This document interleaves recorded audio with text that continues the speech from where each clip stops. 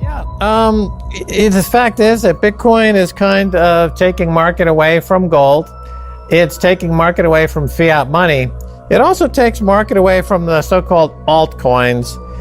And I guess the second biggest coin, or one of the biggest altcoins out there, would be Ethereum. And you've written a piece for Keiser Research, quote, "A Rube Goldberg of buzzwords. 7 reasons to sell all your Ethereum today and buy Bitcoin." Right, we don't usually talk about altcoins, but this piece was pretty compelling. Tell us about it. As I've been saying, I've been following this for 35 years. And so far, nobody has beaten the market, any professional, any market, except for maybe 2 or 3 people. Nobody beats the market on a consistent basis. There is no evidence of that. After years and years and years of research and compilation of data and publishing of data, there's been no successful trader who has consistently beaten the market in a meaningful way over any consistent length of time. Right. If you go to, Giovanni, if you go to a casino in Las Vegas and you talk to every gambler in there, they'll say, "Oh, we're making lots of money. We've always made lots of money. I'm making money gambling." No gambler tells you they're losing money. Anyone who's telling you they're making money in altcoins is lying.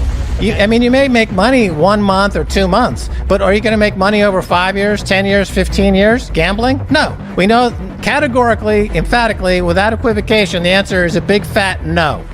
Should you sell all your Ethereum in favor of other assets? In this video, we analyze 2 interviews in which renowned Bitcoin investor Max Keiser with guest geopolitical analyst Nick Giambruno speak on why you should sell your Ethereum and not waste time investing in or trading other altcoins. Keep in mind, Max Keiser is a huge Bitcoin maximalist, but he's been in the cryptocurrency game since the beginning with unbelievable predictions, so his opinion is definitely worth listening to. Make sure to stick around to the end of the video where I argue against the viewpoints presented by Max Keiser and suggest 3 reasons to be bullish for Ethereum in April and the rest of 2021, alongside some recent on-chain Ethereum data. If you are an Ethereum holder, you will want to see this. Also, a growing number of cryptocurrency investors are subscribing to the channel. If you enjoy the content, consider subscribing. It's free and you can always change your mind. Enjoy the video. The fact is that Bitcoin is kind of taking market away from gold. It's taking market away from fiat money. It also takes market away from the so-called altcoins. And I guess the second biggest coin, or one of the biggest altcoins out there, would be Ethereum. And you've written a piece for Keiser Research, quote, "A Rube Goldberg of buzzwords. 7 reasons to sell all your Ethereum today and buy Bitcoin." Right, we don't usually talk about altcoins, but this piece was pretty compelling. Tell us about it. Yes, well, a lot of people who are new to the space, they lump or don't know about the space. They lump Bitcoin in with Ethereum and these altcoins. But the reality is they're not even in the same universe. It's completely inappropriate to lump them in. So I don't think anybody is looking at Ethereum as a store of value. Anybody serious is looking at Ethereum as a store of value. So what I did in this piece is I just took a deep dive on it and looked at what is it? What really is it? And what attributes does it have? And compared them to Bitcoin. In short, Ethereum is not immutable. It can be censored. It has a flexible, arbitrary monetary policy that is hard to audit and is controlled by developers who prefer inflation.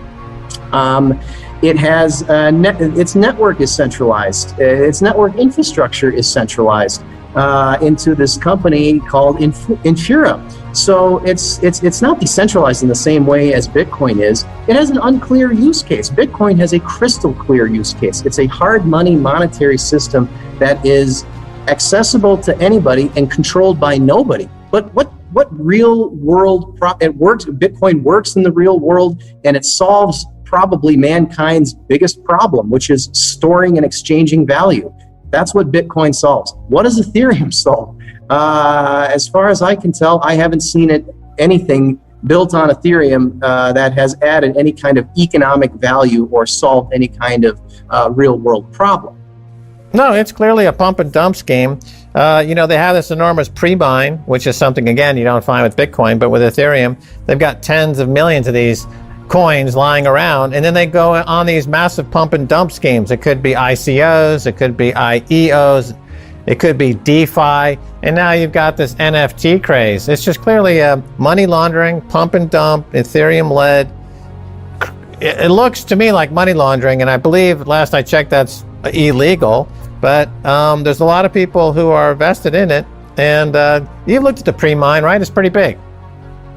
Yeah, well, the Ethereum pre-mine, there's a lot of problems with this. I mean, this is similar to the, if people don't know, basically pre-mine is something where people who are creating a cryptocurrency create units of the cryptocurrency before it's mined. The first block is mined, which is traditionally how new supply has entered into the system. So Ethereum had an enormous pre-mine. It's very similar to the shenanigans you'll see in the penny stock market with pump and dumps, where insiders paper themselves up with cheap paper and then dump it onto the public.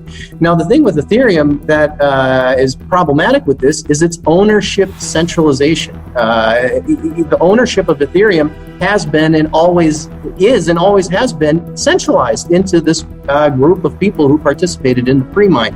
And to this day, the pre-mine, I think it exists as it is to the current supply of Ethereum, is over 60% still to this day. But there's another problem with pre-mines, is that they're effectively offerings of unregistered securities, and that tends to get the attention of government agencies. Yeah, a lot of people know that Bitcoin Cash and Bitcoin Satoshi Vision are exit scams written by, created and managed by narcissists and megalomaniacs. But a lot of people don't realize how bad Ethereum is and how risky it is, and what the probability is of them getting shut down for selling unregistered securities. But people do silly things, and so I think that would fall into the category of silly things. Now, with gold, the central banks of the world have all the pre-mine, you could say. They own most of the gold, regulate the paper markets on which the price is controlled. And, gold in a lot of ways is another altcoin at this point. It's got so many drawbacks, which were not obvious because until Bitcoin came around, people didn't really focus on the fact that, hey, you know what? Gold is actually a horrible store of value and a medium of exchange. As a medium of exchange, it's quite awful. As a store of value, it's not as bad as cowrie shells or storing old telephone books. Like Peter Schiff does. He's got a whole warehouse full of old telephone books that I think his whole wealth is stored in.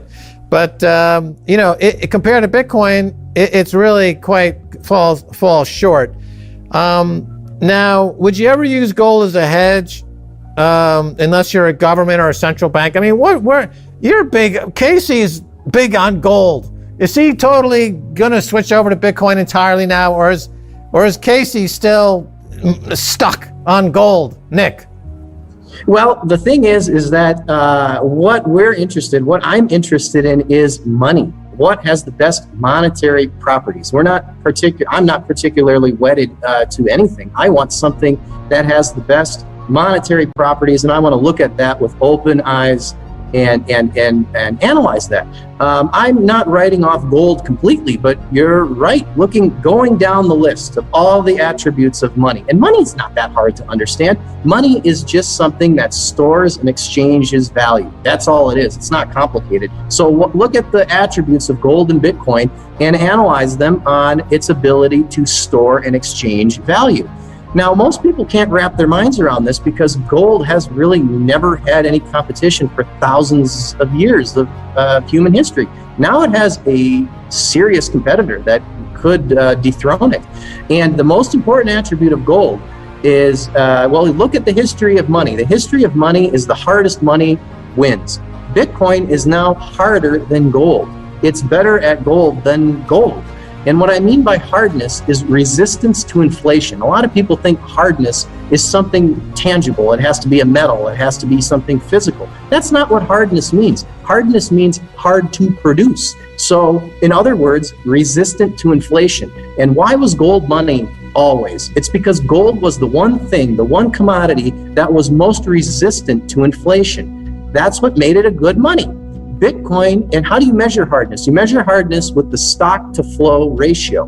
And that is what measures hardness. And Bitcoin now is harder than gold, according to the stock to flow ratio. So in that category, gold's most important attribute, Bitcoin it beats it.